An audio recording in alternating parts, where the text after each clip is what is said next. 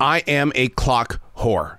I live by the minute, by the second. My Google Calendar is so full of stuff that needs to be accomplished, and I've got to play it out like it was planned out.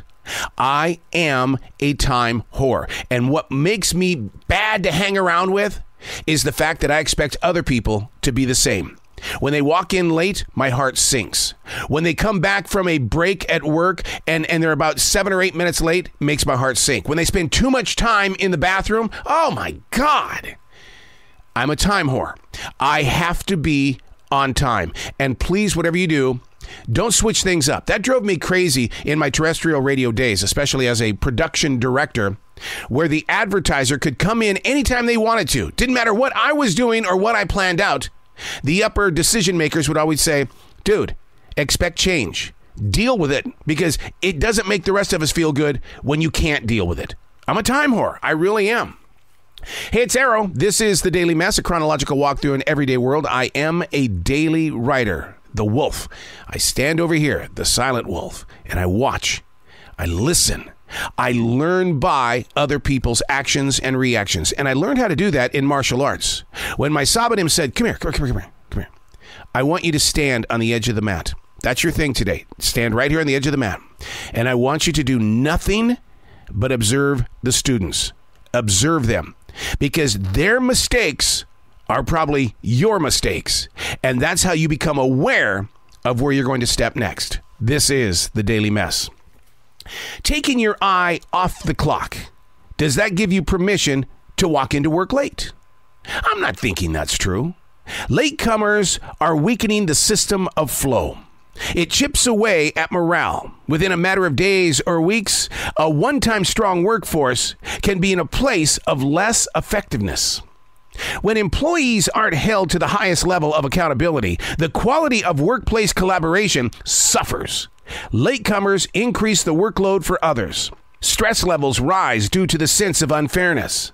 So many business leaders ignore those who are guilty of this late crime, when in fact, they should be speaking with the rule breaker about their concerns, to work with them in showing a better way to solve the issue. Be open and honest with how it affects the other employees. In the cases I've experienced, the guilty party shows absolutely no reaction or concern while continuing to disrespect coworkers. Therefore, our lives have had to evolve around his bad habits, decreasing our love for the company even more. Now, I'm going to say right now that I have been guilty of a certain thing at this place of business, the essential job, and that is my moodiness.